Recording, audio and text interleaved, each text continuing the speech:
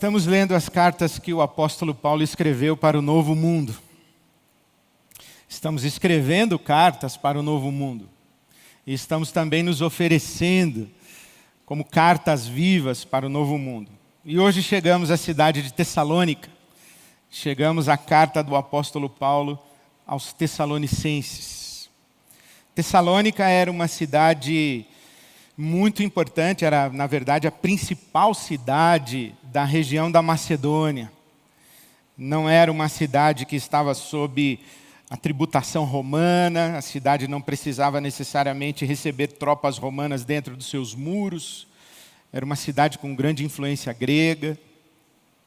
E era uma cidade muito importante, onde o apóstolo Paulo passou apenas alguns dias, talvez semanas no máximo, antes de escrever esta primeira carta para aquela igreja. Ali na cidade de Tessalônica teve uma grande confusão, o apóstolo Paulo teve que sair às pressas, sair correndo, fugir dessa cidade, mas escreve uma carta muito importante, uma carta para um novo mundo. E ali, quando escreve a carta aos Tessalonicenses, o apóstolo Paulo está celebrando que a mensagem do Evangelho chegou, foi acolhida e deu fruto. E deu um fruto muito significativo, de tal maneira que aqueles irmãos de Tessalônica se tornaram uma referência, uma luz para toda a região da Macedônia e da Acaia. O Evangelho causou grande impacto na vida daquelas pessoas da cidade de Tessalônica. E isso é muito importante a gente registrar, porque o Evangelho, ele quando chega, quando ele é anunciado, e você sabe que a palavra evangelho quer dizer boa notícia, notícia, boa notícia, as boas novas, as boas notícias. Quando Paulo leva boas notícias à cidade de Tessalônica, as notícias são a respeito de Jesus. Jesus Cristo crucificado e ressurreto. Ele diz, olha, Jesus está vivo. Jesus que os romanos crucificaram, ele ressuscitou. Ele está vivo, Ele é o Senhor de toda a história, Ele é o dono do mundo. Ele é o verdadeiro Kyrios, o verdadeiro Senhor. Ele é aquele que deve receber a nossa lealdade, a nossa dedicação. É Ele a quem devemos servir. Ele, Jesus. E quando essa mensagem a respeito de Jesus Cristo vivo, como Senhor do mundo, quando essa mensagem chega, ela exige resposta. Ela exige uma tomada de posição da parte de quem ouve essa mensagem. E esta resposta, a Bíblia Sagrada vai chamar de conversão. As pessoas que acolhem a mensagem a respeito de Jesus Cristo como Senhor de todo o cosmos, de toda a criação, de toda a história, como dono do mundo, quem acolhe essa mensagem a respeito de Jesus se converte. Ou é convertido, ou é convertida.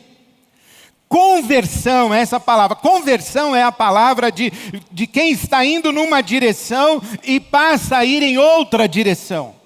Voltar-se de um lugar para outro, de um ponto para outro, de uma realidade para outra.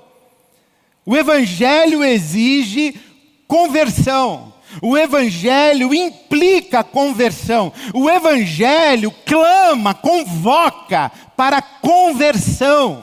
E essa conversão é que acontece na cidade de Tessalônica. Aquelas pessoas que ouviram o Evangelho se converteram. E a pergunta que a gente faz é: se converteram do que para quê? De quem para quem? De onde para onde? E aqui chegamos no primeiro capítulo da carta aos Tessalonicenses. A conversão. E o Paulo fala no capítulo 1, começando no versículo 8, ele diz assim, olha, partindo de vocês propagou-se o Evangelho do Senhor, a mensagem do Senhor Jesus na Macedônia e na Acaia. E não somente isso, mas também por toda parte tornou-se conhecida a fé que vocês têm em Deus. O resultado é que não temos necessidade de dizer mais nada sobre isso, pois todas as pessoas relatam de que maneira vocês nos receberam. Ele está falando dele e de Silas, seu companheiro de viagem. De que maneira vocês nos receberam e como se converteram dos ídolos ao único Deus vivo e verdadeiro. Dos ídolos ao único Deus vivo e verdadeiro. Ele diz isso, capítulo 1, versículo 9, da primeira carta aos Tessalonicenses.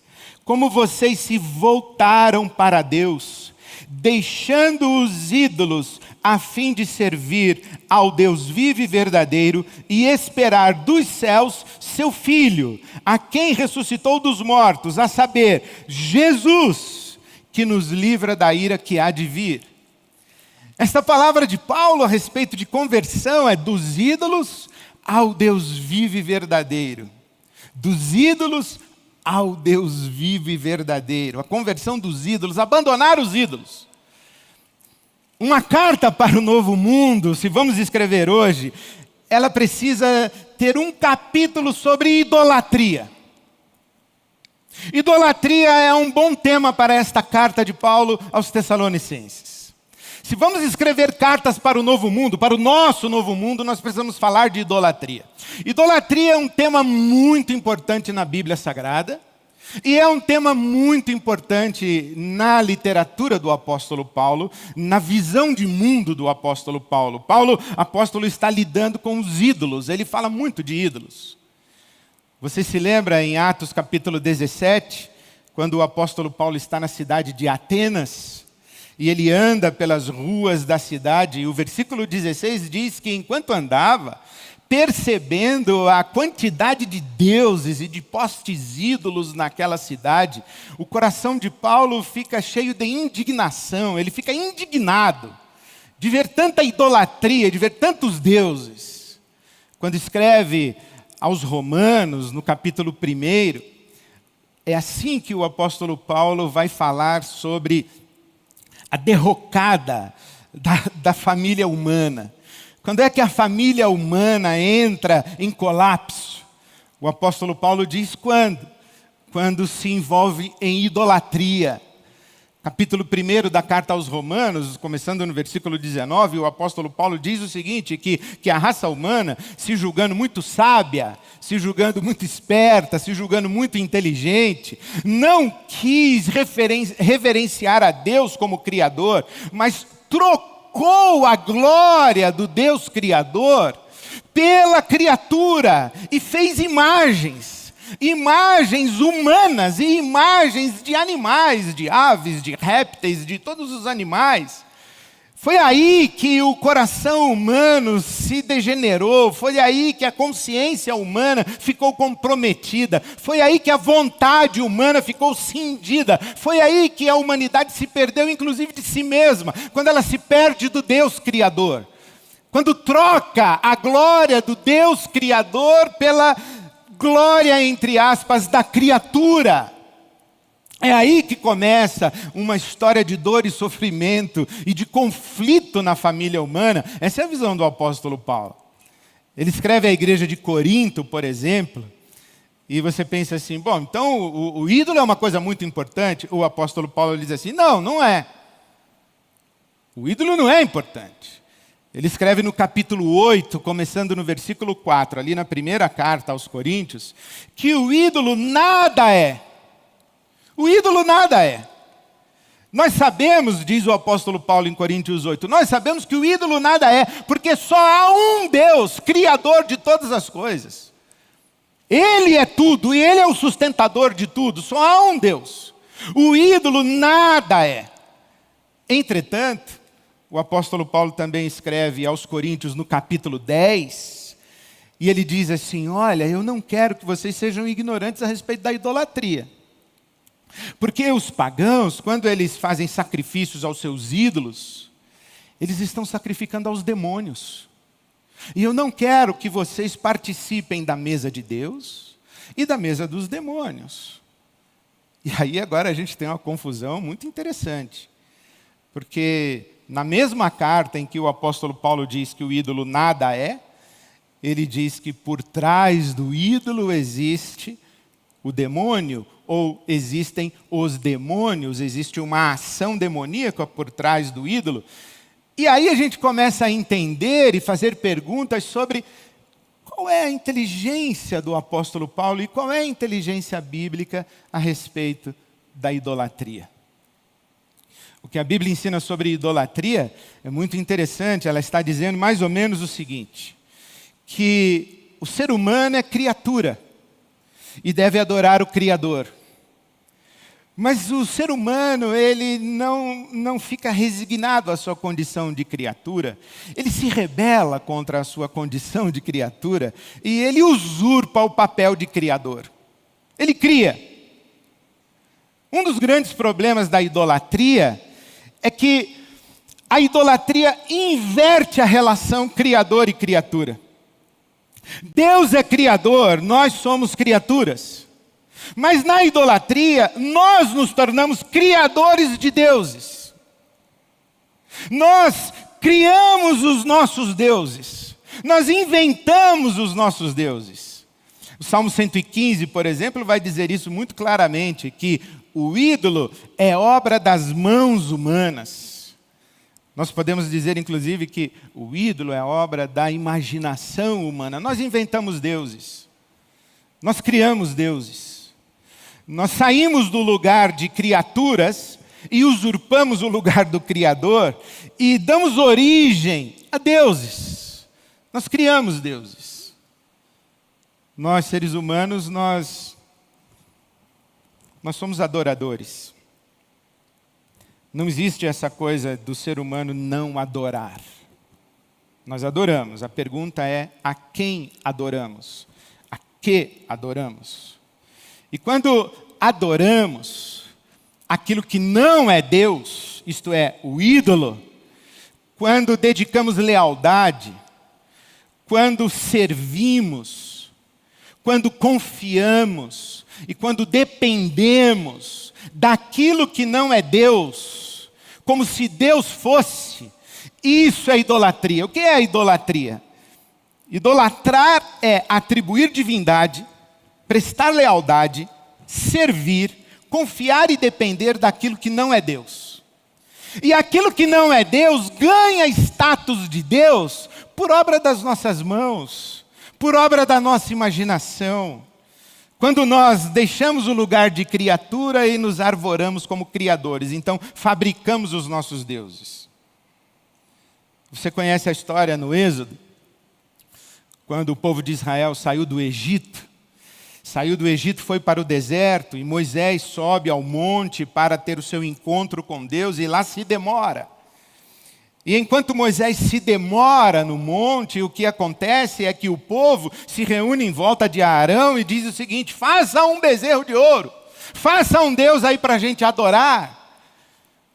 E essa expressão do Êxodo não é apenas uma denúncia de que fabricamos ídolos, é muito mais uma denúncia de que precisamos de ídolos. Nós precisamos construir coisas, construir objetos, construir realidades do lado de fora de nós, para nelas confiarmos, a elas venerarmos, a elas nos dedicarmos. Isso é idolatria. E quando nós fazemos isso, quando nós criamos deuses, quando nós emprestamos divindade ao que não é Deus, quando damos divindade à criatura, a criatura se volta contra nós. Esse é o grande mistério da idolatria. É que o ídolo, que nada é, ele não tem vida. Ele não tem substância, ele não tem consistência. Ele é ilusão. Você tenta pegar o ídolo, não tem.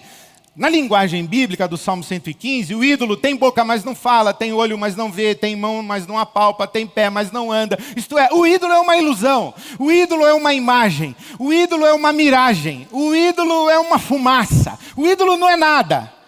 Mas ele se torna alguma coisa, ele se torna poderoso porque ele rouba a nossa vida, ele usurpa a nossa vida e ele se torna animado com a vida que nós emprestamos a ele. E enquanto emprestamos vida para o ídolo, nós perdemos a nossa própria vida. Perdemos o quê? Perdemos a nossa condição humana de ser. A idolatria nos desumaniza, a idolatria nos coisifica, a idolatria nos faz menos humanos. Porque o ídolo suga. O ídolo suga a nossa vida, porque ele não tem vida em si. Nós emprestamos vida para ele. Esse é um mecanismo da criação e criatura. Nós, como criaturas de Deus, nós não temos vida em nós mesmos. Deus empresta vida para nós ao nos criar. Da mesma forma, é a mesma lógica, a mesma inteligência. Nós emprestamos vida aos ídolos que nós criamos. Como disse o monstro para o Dr. Frankenstein, eu sou sua criatura, mas eu sou seu mestre. Eu sou sua criatura, mas eu domino você. Aí a gente está vendo isso acontecer claramente nos nossos dias. A gente está vendo que as coisas que a gente criou, elas estão se voltando contra nós, elas ganham vida própria, elas se tornam animadas e elas vêm e nos absorvem. Elas passam a nos controlar. Hoje a gente já pode atualizar João capítulo 10. Jesus disse, eu vim para que tenham vida e vida em abundância. O ladrão vem para matar, roubar e destruir. Nós podemos parafrasear Jesus, com todo respeito. O algoritmo vem para mentir e manipular. O algoritmo vem para matar, roubar e destruir. Estamos aí discutindo o dilema das redes. Nós criamos os monstros. E os monstros ganharam vida própria. E os criadores dos monstros não sabem o que fazer com os monstros que ganharam vida própria e se voltaram contra nós. E roubam a nossa essência de vida, e roubam o nosso status de humanidade. E você pensa que isso é novo? Não é novo. O Salmo 115 já dizia que tornam-se semelhantes aos ídolos todos aqueles que os adoram. O que o salmista estava dizendo? O ídolo tem boca, mas não fala, tem olho, mas não vê, tem mão, mas não apalpa, tem pé, mas não anda. Você vai ficar igual a ele. Você vai ficar desumanizado. Você vai ter boca, mas não vai falar. Vai ter olho, mas não vai ver. Vai ter nariz, não vai cheirar. Você vai ter uma vida vazia. Porque o que o ídolo faz é isso. O ídolo suga, usurpa. É por isso que por trás do ídolo e da idolatria existe uma força demônica. Tudo que não é Deus e é tratado como Deus, se volta contra o humano para destruir o humano. Tudo que não é Deus e recebe status, e recebe dedicação como se Deus fosse, se volta contra o humano para matá-lo, para usurpá-lo, para destruí-lo. É assim que Jesus, por exemplo, fala do dinheiro. Mamon. Mamon é dinheiro elevado à categoria de Deus. E Jesus diz assim, olha, ninguém pode servir a dois senhores. Ou serve a Deus ou serve ao ídolo. Porque o ídolo cobra a lealdade. O ídolo cobra a confiança. O ídolo promete. E o ídolo mente. O ídolo ilude. E o ídolo desumaniza. Nós hoje estamos falando sobre idolatria. Idolatria, num primeiro momento, tem a ver com os deuses pagãos.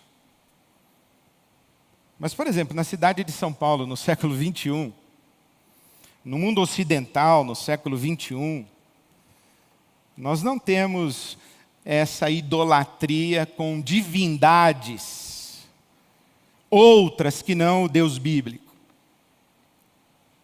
É raro esse fenômeno. Ele não é o fenômeno idolátrico preponderante da cultura ocidental. O fenômeno idolátrico preponderante da cultura ocidental é que a lealdade aos deuses, ela foi transferida para o que não é Deus e que é obra das mãos humanas. Por isso é que a gente fala do capitalismo como religião, a expressão de Walter Benjamin. A gente fala do Deus mercado. O Papa Francisco disse que o oposto da fé não é incredulidade, é idolatria. E o ídolo deste século é o dinheiro, disse o Papa Francisco. E quando a gente tem um ídolo como dinheiro, nós deixamos de ser humanos. Nós nos tornamos ou trabalhadores e empreendedores para fazer dinheiro, ou consumidores para usar o dinheiro, para conquistar, para somar, para amealhar, comprar e consumir o tempo inteiro. E essa roda de consumo é insaciável. Quem serve ao Deus Mamon e nele põe a sua confiança, o apóstolo Paulo disse isso quando escreveu para Timóteo, fala para os ricos não confiarem no dinheiro não, porque o dinheiro é vazio, o ídolo nada é. O ídolo mente. Na hora que você precisar do dinheiro para resolver a sua angústia, para resolver a sua condição humana, para sustentar a sua vida, o ídolo não entrega. Não coloque no dinheiro a sua confiança, disse o apóstolo Paulo. Quando nós servimos a um Deus vazio como Mamon, nós nos coisificamos e nós deixamos de ser humanos e nos tornamos trabalhadores e consumidores o tempo inteiro. E quem está fora da roda de produção e consumo é descartado, atrapalha. Por isso que o ídolo faz. O ídolo, ele rouba. O ídolo, ele mente. O ídolo, ele exige sacrifícios de quem não está na sua lógica. Por isso o ídolo mata.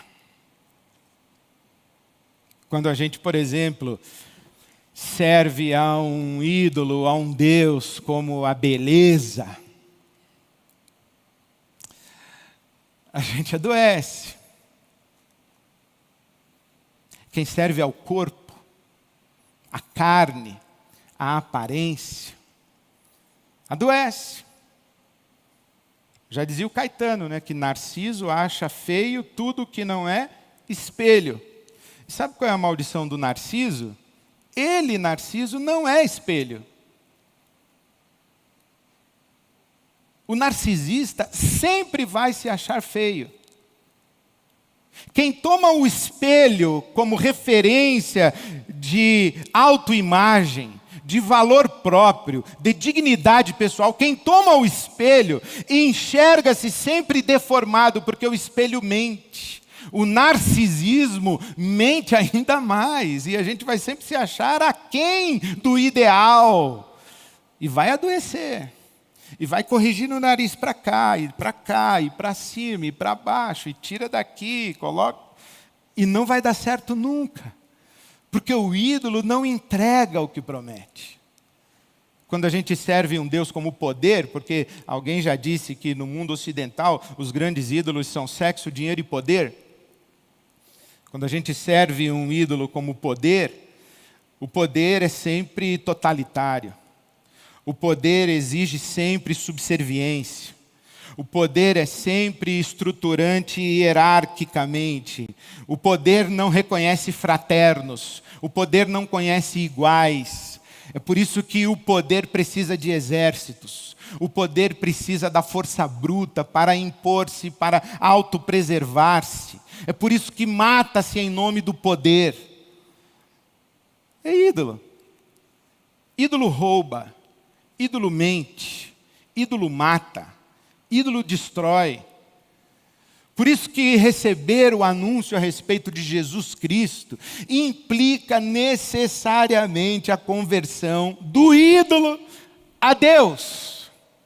Abandonar os ídolos, abandonar a idolatria, sair da lógica idolátrica, que gera morte. Ídolo é máquina de morte.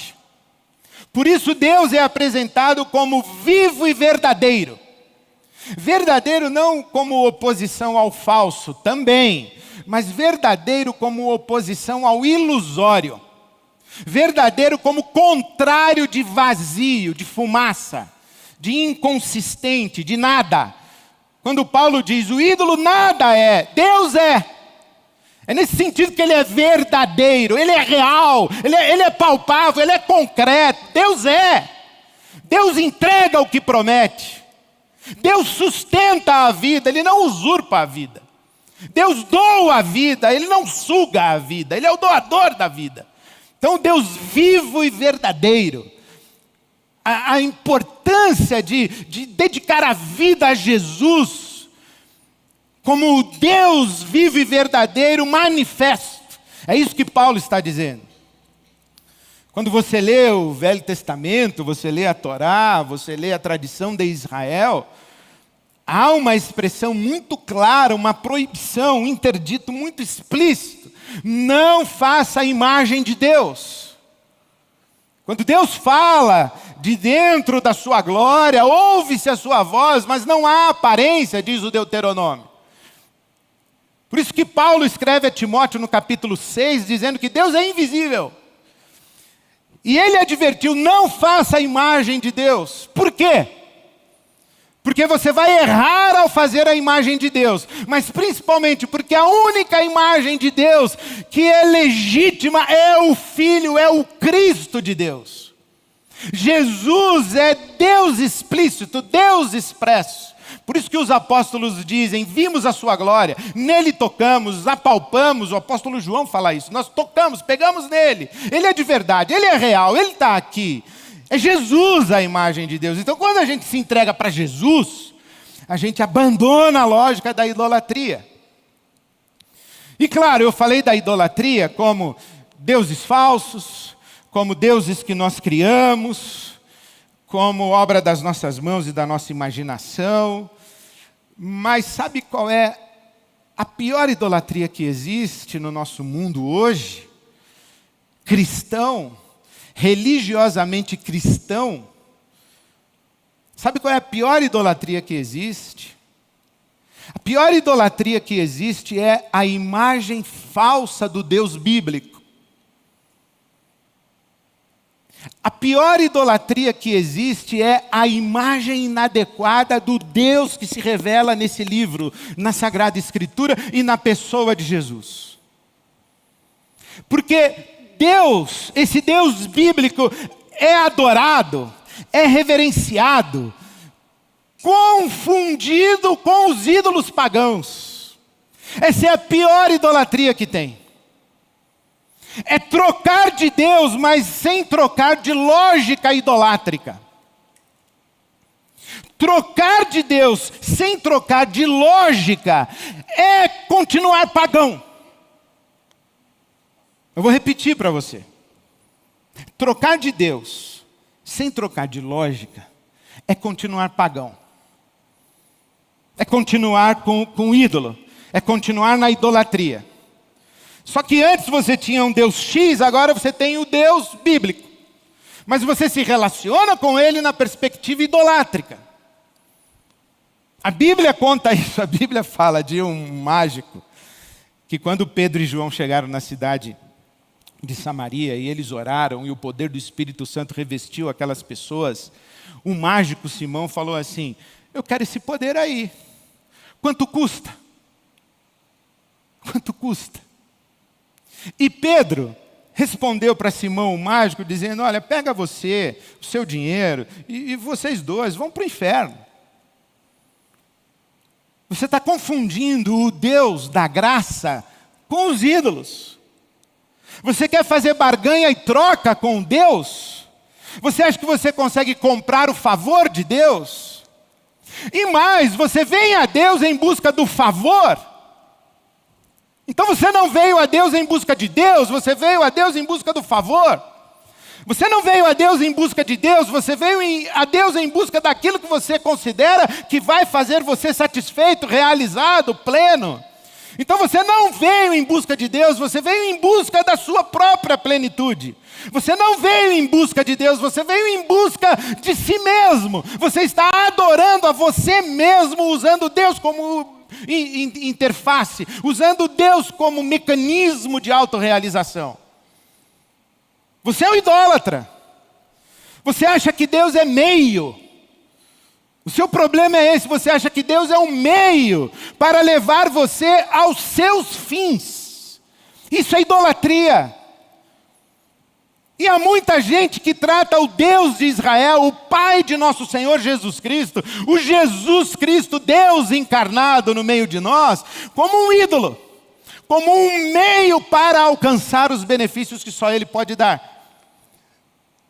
Essa é uma ideia que confunde o seguinte: existem muitos deuses, deuses mentirosos, deuses que não entregam o que prometem, mas tem um Deus que entrega o que promete, então vamos cuidar dele.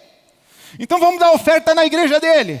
Então vamos subir um monte para orar para ele, vamos fazer jejum para ele, porque ele entrega o que ele promete. Só trocou de Deus, mas não trocou de lógica, continua na idolatria, continua adorando a si mesmo, usando Deus como meio.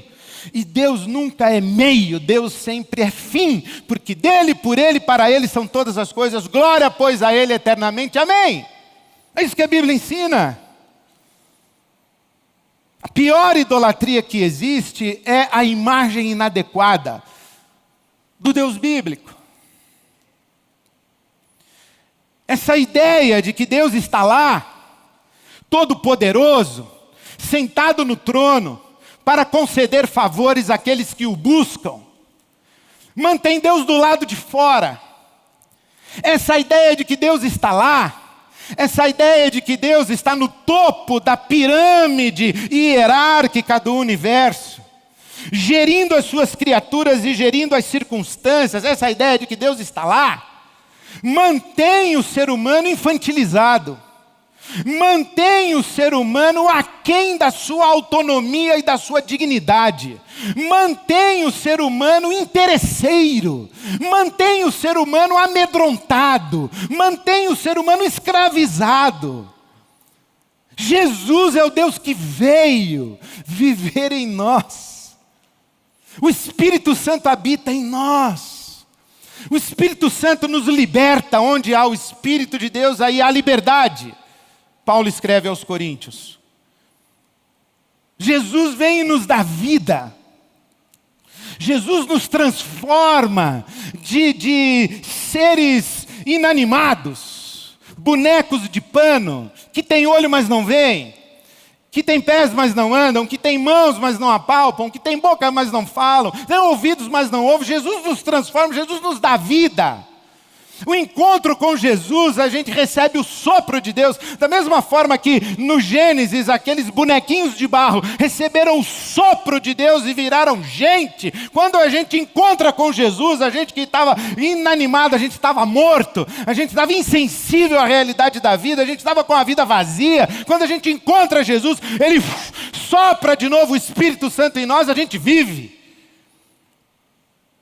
E a gente se torna a presença de Deus no mundo novamente. A gente abandona os ídolos e passa a andar com Deus, e Deus dentro de nós, Deus em nós. E nós somos agora cooperadores de Deus para a obra da redenção. Nós não somos criancinhas amedrontadas, assustadas, inseguras, ansiosas, mendicantes e suplicantes. Nós somos gente crescida, gente adulta, gente amadurecida, gente que assume responsabilidade pela vida e responsabilidade de representar Deus no mundo, porque esse foi o propósito de Deus desde sempre, quando nos criou a sua imagem, a sua semelhança. Cuidem do mundo, cuidem da terra, multipliquem-se, encham a terra, cuidem da terra. É isso que Deus quer. Encontrar-se com Jesus. Encontrar-se com Jesus é ser gente de novo, é ganhar vida, abandonar os ídolos, inclusive o Deus idolatrado, para a gente viver a grandeza do Evangelho. Essa mensagem, ela é revolucionária. Não é sem razão, ou não foi sem razão, que quando Paulo chegou em Tessalônica, Paulo e Silas chegaram em Tessalônica, e eles falaram de Jesus Cristo, dizendo assim: olha, vocês pensam que o imperador romano é Deus? Porque desde a morte de Júlio César, Otávio Augusto, Tibério, todos eles acharam-se deuses.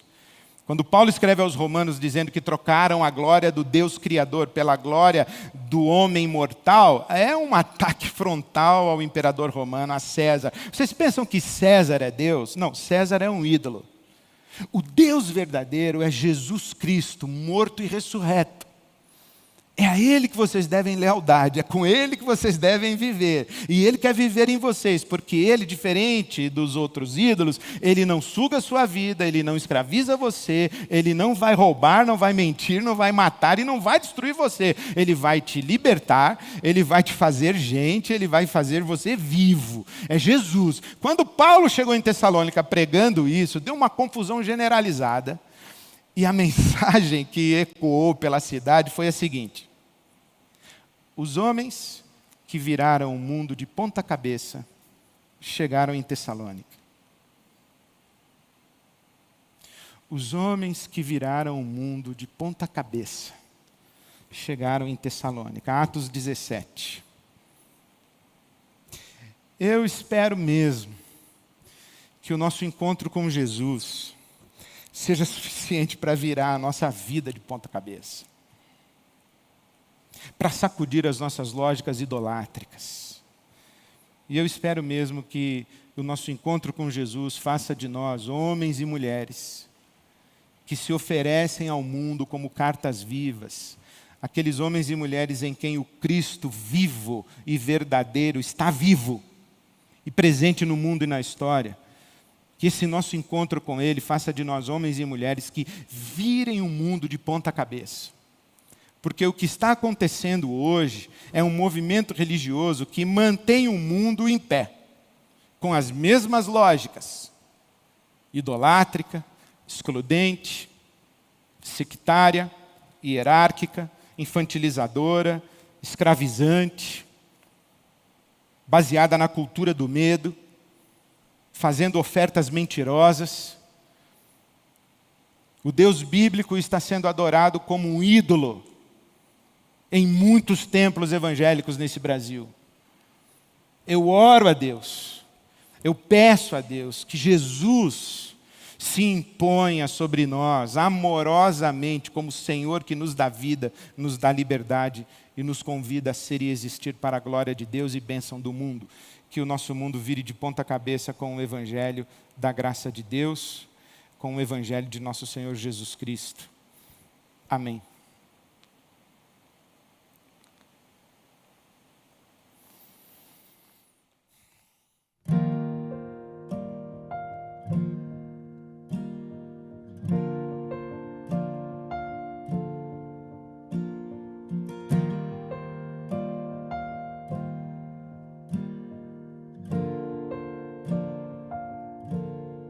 Eu quero ser a expressão do teu amor.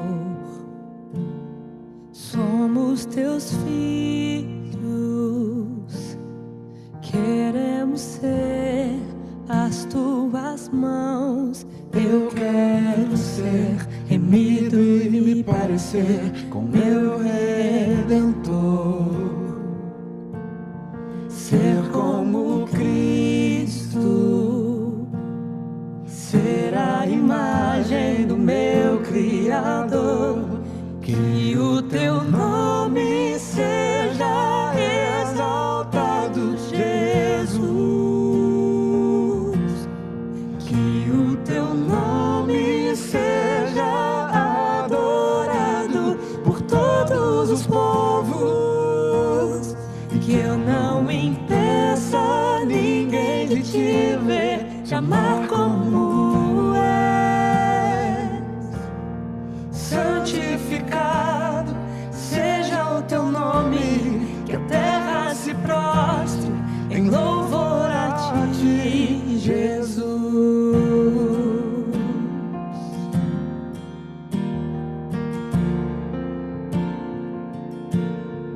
Eu quero ser remido e me parecer com meu Redentor. Ser como Cristo, ser a imagem do meu Criador. Que o teu nome seja exaltado, Jesus. Que o teu nome seja adorado por todos os povos.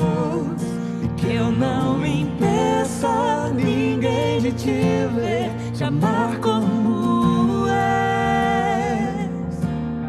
Santificado seja o teu nome, que a terra se prostre em louvor a ti, Jesus.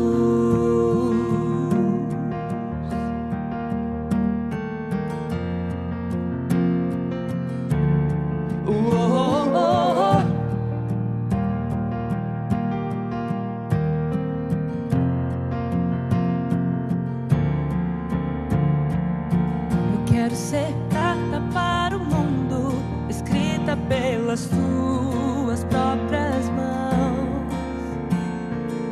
Eu quero ser carta para o mundo, escrita pelas tuas próprias mãos. Eu quero ser carta para o mundo, escrita pelas tuas próprias mãos. Eu quero ser carta para o mundo, escrita pelas tuas próprias mãos. Que o teu nome seja exaltado, Jesus. Que o teu nome seja adorado por todos os povos. Que eu não impeça ninguém de te ver, te amar como és. Santificado seja o teu nome, que a terra se prostre em louvor